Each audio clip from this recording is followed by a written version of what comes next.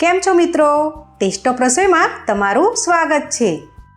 આજે હું લઈને આવી છું એકવાર બનાવી વર્ષ સુધી સ્ટોર કરીને વાપરી શકાય તેવા ચોખાના લોટના પાપડની રેસીપી।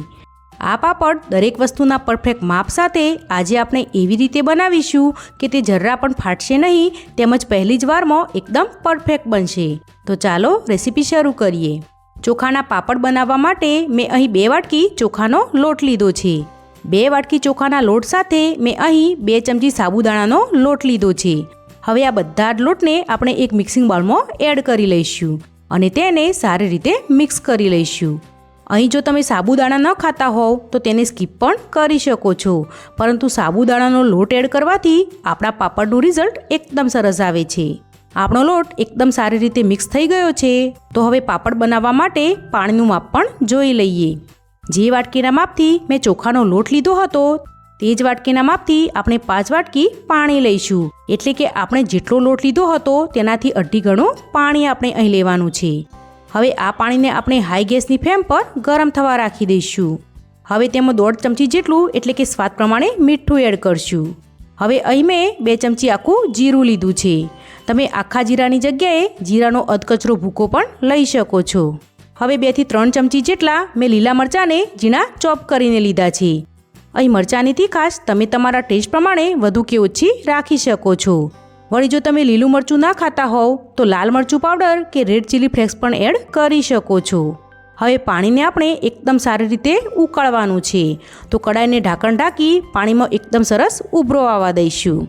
5 થી 6 મિનિટમાં જ આપણું પાણી એકદમ સારી રીતે ઉકળવા લાગ્યું છે અને વાસણને ઢાંકણથી ઢાંકેલું હોવાથી મસાલાની એકદમ સરસ ફ્લેવર પણ પાણીમાં આવી ગઈ છે। તો હવે આપણે તેમાં લોટ એડ કરવાનો છે। હવે લોટ એડ કરતાં પહેલાં આપણે ગેસની ફ્લેમ બંધ કરી દઈશું અને આ ગરમ પાણીમાંથી થોડું પાણી આ રીતે એક વાસણમાં અલગ કાઢી લઈશું। આ પ્રોસેસ એટલા માટે જરૂરી છે કે ઘણીવાર ચોખાનો લોટ એડ કર્યા બાદ આપણું મિશ્રણ જોઈએ તેવું ઠીક નથી થતું, કેમ કે જો લોટ જૂના ચોખાનો હશે તો તે પાણી વધુ એબ્ઝોર્બ કરશે અને જો નવા ચોખાનો લોટ હશે તો તે પાણીને ઓછું એબ્ઝોર્બ કરશે।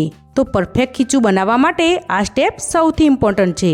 હવે અહીં મેં 1 મોટી ચમચી જેટલો પાપડ ખાંડ લીધો છે, જેને આપણે કડાઈમાં એડ કરી લઈશું અને પાણી જોડે બરોબર મિક્સ કરી લઈશું।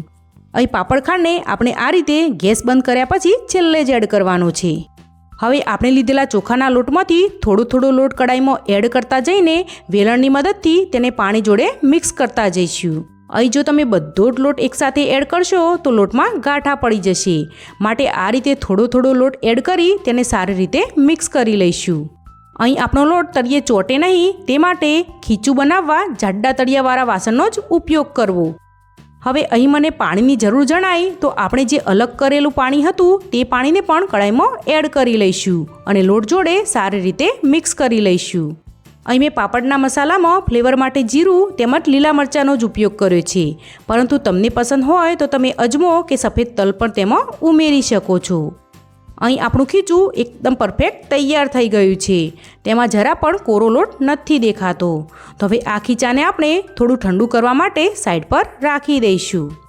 આપણું ખીચું ઠંડુ થાય છે ત્યાં સુધીમાં મેં એક ઢોકળિયાની અંદર આ રીતે 2 કપ જેટલું પાણી એડ કરી તેમાં આ રીતની કાણાવાળી ડીશ રાખી દીધી છે। આ ડીશને મેં તેલથી ગ્રીસ કરેલી છે, જેથી લોટ તેમાં ચોટે નહીં। હવે ઢોકળિયાને ઢાંકણ ઢાંકી ગેસ પર આપણે ગરમ થવા રાખી દઈશું। થોડી જ વારમાં આપણું ખીચું હળવું ઠંડુ થઈ ગયું છે, તો હાથને થોડા તેલથી ગ્રીસ કરી થોડું ખીચું હાથમાં લઈ તેમાંથી આ રીતના મૂઠિયા તૈયાર કરી લઈશું। અહીં તમે કોઈપણ શેપમાં લોટના લુવા બનાવી શકો છો, પરંતુ આ રીતે મૂઠિયા બનાવવાથી તે એકદમ સારી રીતે અને ઝડપથી કૂક થઈ જાય છે। અહીં આપણો લોટ ગરમ હોય ત્યારે જ આ પ્રોસેસ કરી લેવાની છે।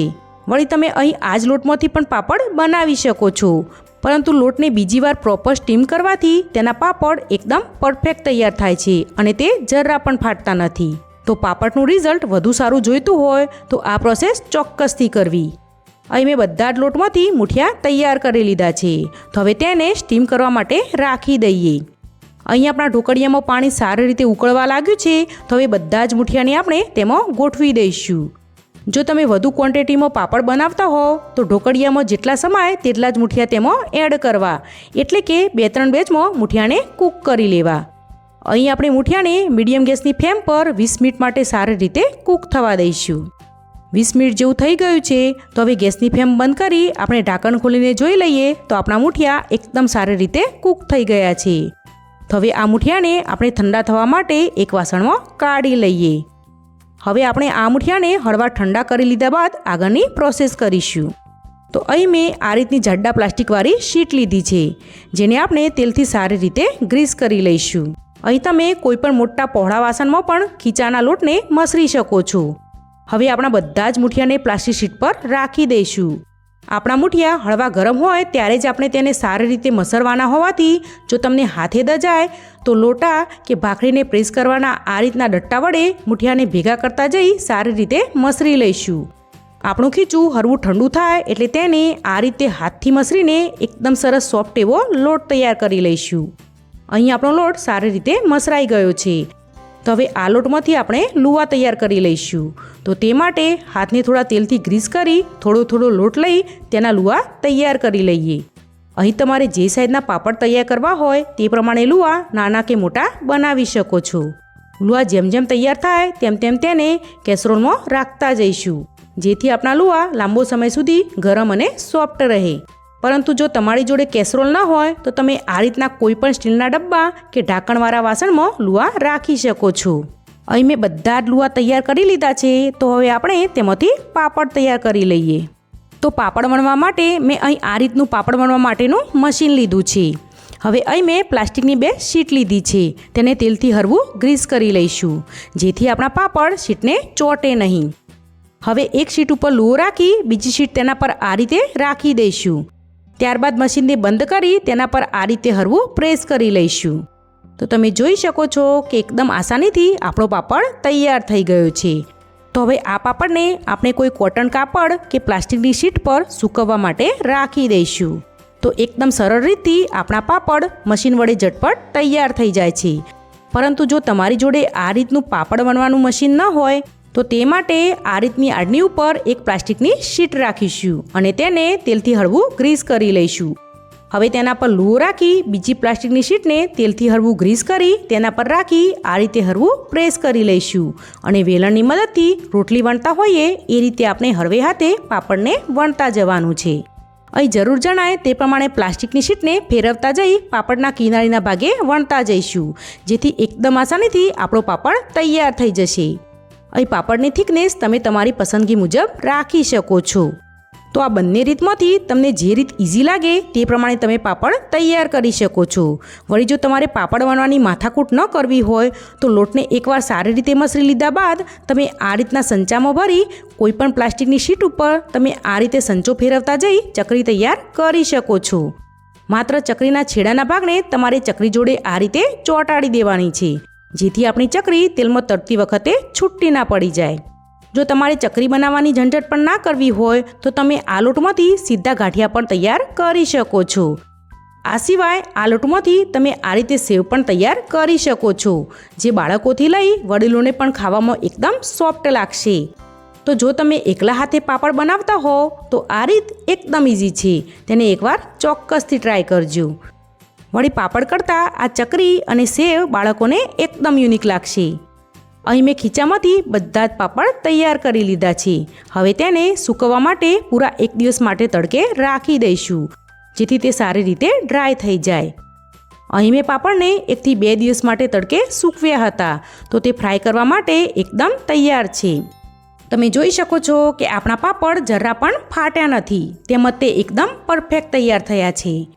આ સિવાય આપણી ચકરી અને સેવો પણ એકદમ સરસ ડ્રાય થઈને ફ્રાય કરવા માટે રેડી છે. આ રીતે પાપડ, ચકરી કે સેવો બનાવીને તમે એરટાઇટ ડબ્બામાં ભરી તેને 1 વર્ષ સુધી સ્ટોર કરીને વાપરી શકો છો. તો ચાલો હવે તમને પાપડ તળીને પણ બતાવી દઉં. પાપડ તળવા માટે મેં તેલ ગરમ થવા માટે રાખ્યું હતું. હવે આ ગરમ તેલમાં આપણે પાપડ એડ કરશું.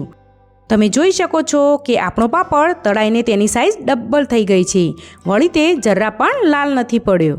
તો આ રીતે પાપડને એકવાર ઘરે ચોક્કસથી બનાવજો, તમારા પાપડ પરફેક્ટ જ તૈયાર થશે. આ ચોખાના પાપડને અલગ અલગ જગ્યાએ અલગ અલગ નામથી ઓળખવામાં આવે છે. અમારે ત્યાં આને સારેવડા કહે છે. તમે તેને શું કહો છો એ મને કમેન્ટ કરીને જણાવજો.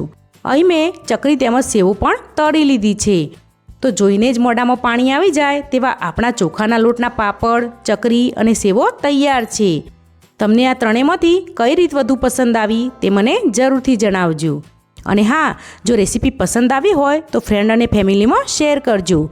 તેમજ મારી ચેનલને સબસ્ક્રાઈબ કરી બેલ આઇકનને દબાવવાનું ભૂલતા નહીં. તો ફરી મળીશું કોઈ નવી રેસીપી સાથે. ત્યાં સુધી આવજો.